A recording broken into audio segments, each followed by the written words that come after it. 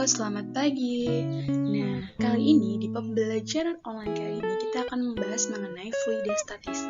Khususnya yang akan kita bahas adalah dengan permukaan, meniskus, gejala kapilaritas, serta viskositas. Nah, untuk selanjutnya, mari kita simak penjelasan berikut ini. Nah, teman-teman fisika, yang pertama kita akan bahas adalah mengenai tegangan permukaan. Apa itu tegangan permukaan? Tegangan permukaan yaitu kecenderungan permukaan zat cair untuk menegang sehingga permukaannya seperti ditutupi oleh suatu lapisan. Nah, jika kalian melihat permukaan zat cair seperti ditutupi oleh suatu lapisan, hal ini dikarenakan adanya tegangan permukaan. Dan dengan adanya tegangan permukaan ini, hewan-hewan kecil dan juga benda-benda kecil seperti nyamuk maupun jarum dapat mengambang di permukaan zat cair. Nah, tegangan permukaan ini juga dapat didefinisikan sebagai perbandingan gaya tegangan permukaan dengan panjang permukaan, di mana dapat dituliskan dengan persamaan gamma sama dengan FD. Gamma yaitu tegangan permukaan, F adalah gaya tegangan permukaan, serta D merupakan panjang permukaan tempat gaya bekerja. Nah, tahukah kalian, akibat adanya gaya kohesi dan gaya adhesi, setiap fluida memiliki tegangan permukaan dengan meniskus berbeda, atau gejala kapilaritas.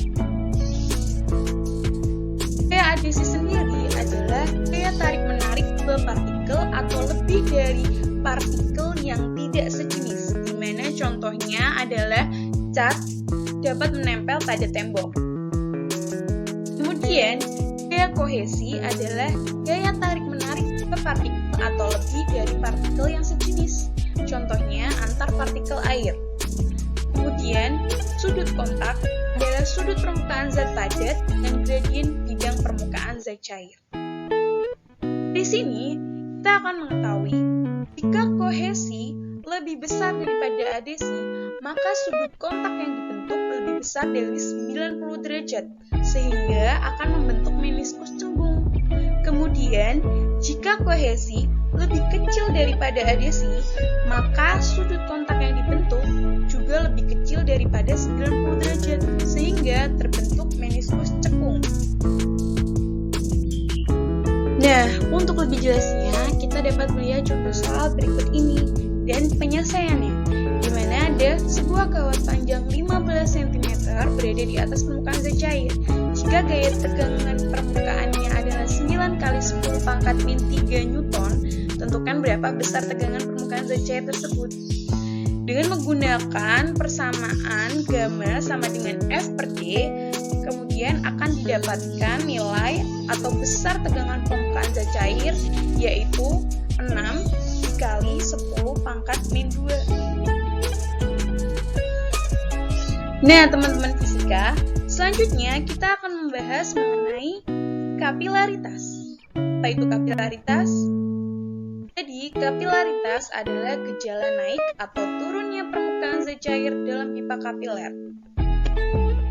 Nah, selanjutnya yaitu kenaikan atau penurunan fluida dalam pipa kapiler juga dapat dituliskan dengan persamaan H sama dengan 2 gamma cos theta per rho GR, di mana H merupakan ketinggian fluida pada pipa kapiler, gamma yaitu tegangan permukaan, theta adalah sudut kontak, rho merupakan massa jenis fluida, G adalah percepatan gravitasinya, serta R adalah jari-jari pipa kapiler.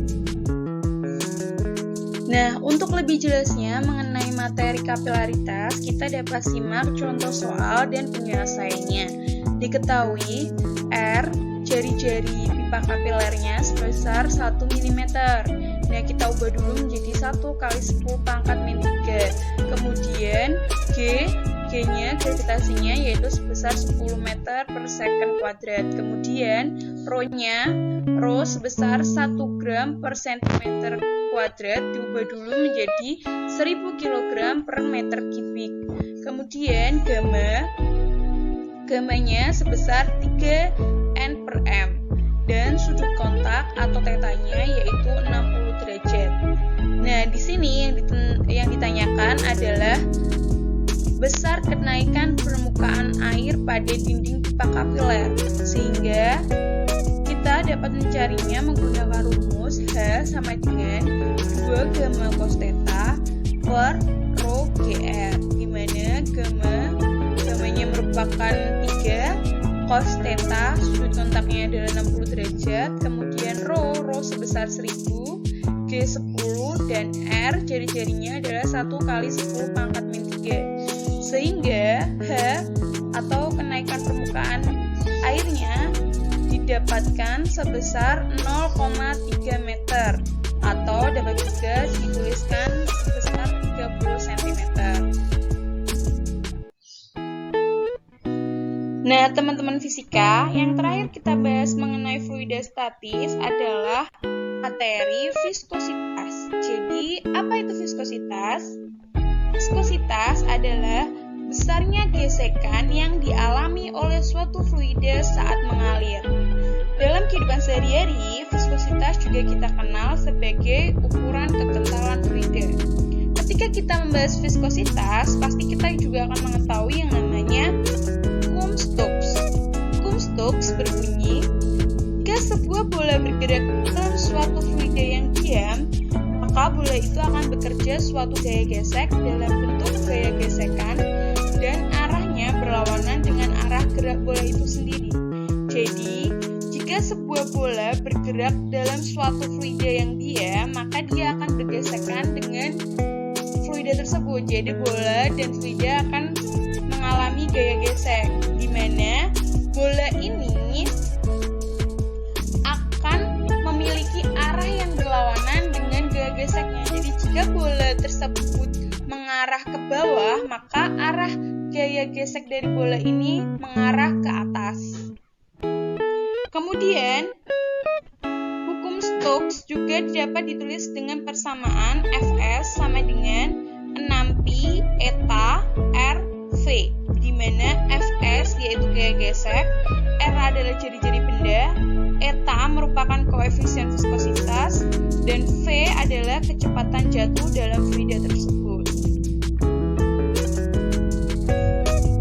Nah, yang terakhir, mari kita simak contoh soal dan penyelesaian materi viskositas berikut ini. Jadi di sini diketahui sebuah kelereng memiliki jari-jari sebesar 0,5 kali 10 pangkat minus 2 meter. Kemudian koefisien viskositasnya sebesar 0,21 kg per second. Dan kelerengnya bergerak dengan kelajuan 5pi pangkat minus 1 meter per second. Jadi V-nya sama dengan 5pi pangkat minus 1 meter per second. Kemudian yang ditanyakan adalah tentukan besar gaya gesekan yang dialami kelereng tersebut. Jadi di sini berapa besar gaya gesekan atau Fs-nya? Menggunakan persamaan Fs sama dengan 6pi dikali eta dikali R dikali V, maka kita mendapatkan besar Fs atau gaya gesek sebesar 3,15 Newton. Jadi, untuk contoh soal viskositas berikut ini dapat dihasilkan gaya gesekan sebesar